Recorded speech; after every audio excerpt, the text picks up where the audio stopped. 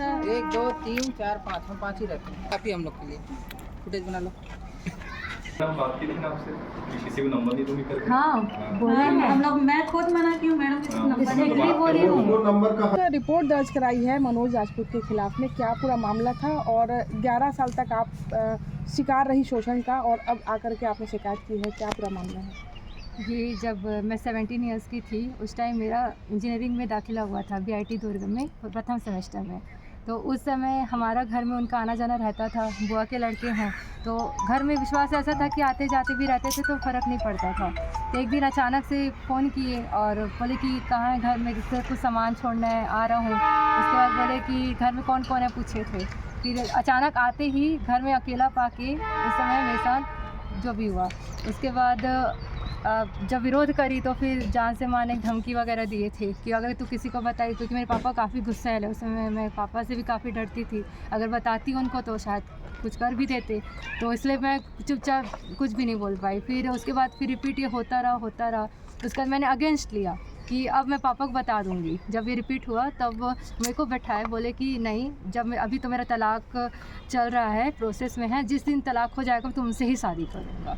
तो बोलते बोलते फिर तब जाके मैं ठीक है सिचुएशन समझी, तो ऐसा होता नहीं। तो बोले थे कि देखो मेरी माँ एक बार बताई थी कि हमारे समाज में ऐसा शादी हो जाता है और ऐसा हुआ भी है और वो बहुत अच्छे से भी रह रहे हैं, उनका तो परिवार फल फूल भी रहा है, अच्छा कोई 2-4 दिन रहता है सब सेटल हो जाता है, ऐसा बोले मुझे। आज आपने कंप्लेन की, इस साहस के लिए आपको कैसे सामने आई?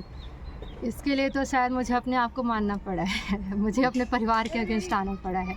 और रही बात आने का रीज़न यही था कि इतने साल उनका मार खाना, जलील होना और उनका ठीक है एक था इमोशनल कनेक्शन हो गया, लेकिन ये नहीं होता कि, लेकिन उनके लिए हर काम कॉम्प्रोमाइज़ की मैं हर तरीके से, लेकिन जितना मैं कर सकती थी एक लिमिट होता है लड़की का सहने का।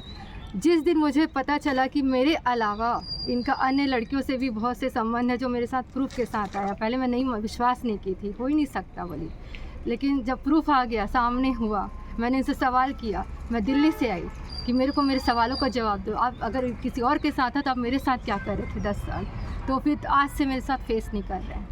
मैं यहाँ आई 18 सितंबर से ट्रेन से आई, स्टेशन में मैंने बुलाया, फेस कर सवालों का जवाब दो, नहीं जवाब दिए, अब मिलूँगा तब मिलूँगा, टाल मटोल करते रहे। उसके बाद जब सिचुएशन बढ़ता रहा मैं पैनिक होते जा रही थी, मतलब ऐसा था कि मेरी लाइफ जो है सिर्फ ये थे और मेरा परिवार, बाकी दुनियादारी से मुझे कोई मतलब नहीं था। 9 तारीख को इनकी फिल्म रिलीज़ हुई, हाँ। तुमको ये नहीं लगा कि ये इतना सब कुछ किया इसने मेरे साथ तो इसको फिल्म रिलीज़ ना करना चाहिए? ऐसा सोच नहीं था, क्योंकि उनकी तरक्की में मेरा भी हाथ है जी। उनके व्यापार में, उनका ग्रोथ करने में। मैंने अपनी पढ़ाई को रात के 3 बजे फ़ोन करते थे तो जग के अपनी पढ़ाई छोड़ के उनका काम करती थी। ये डंके की चोट में बोलूँगी, अगर नहीं मानेंगे तो मैं दिखा भी दूँगी कि उनके लिए मैंने कितनी विज्ञप्तियाँ बनाई, कितना मैंने उनका मार्केटिंग का क्या क्या किया। आज बोलते हैं जो बना हूँ मैं अपने दम पे बना हूँ, मैं कभी नहीं शिकायत। उन्होंने आरोप लगाया है कि आपके परिवार को मदद की और मदद अब जब बंद कर दी तो इस तरीके का फंसाया जा कुछ भी नहीं है ऐसा, मैं बताऊँगी सामने। यहाँ तक कि ये जो FIR हुआ है ये मेरे घर में भी नहीं पता, मेरे घर में भी नहीं मालूम। इसका वजह ये है कि आज मैं अपने आप को जान को जोखिम डाल के मैं आज ये सामने आई हूँ, सब इनकी बदौलत है। तो घर में अब परिवार के आपका साथ देगा अब इसमें? बिल्कुल देंगे। मैं जब IG सर के पास गई थी, सामने पेश हुई, मैंने उनको सारी कहानी बताई और बोले कि ठीक है हम साथ देंगे, गलत है तो हम बिल्कुल आपके साथ हैं बोले। तो मैं बोली सर मेरे को किसी का सहारा नहीं है, और हो सकता है ये करने के बाद मुझे कुछ नुकसान भी पहुंचा देगा। मेरे को रिकॉर्डिंग था उनका, मेरे परिवार को खुला धमकी दिया था, इसलिए मैंने अपने परिवार को नहीं बताया ताकि उनको नुकसान न करेंगे। इसलिए मैंने चुपचाप गोपनीय तरीके से क्योंकि मुझे न्याय चाहिए, मुझे न्याय चाहिए। ठीक।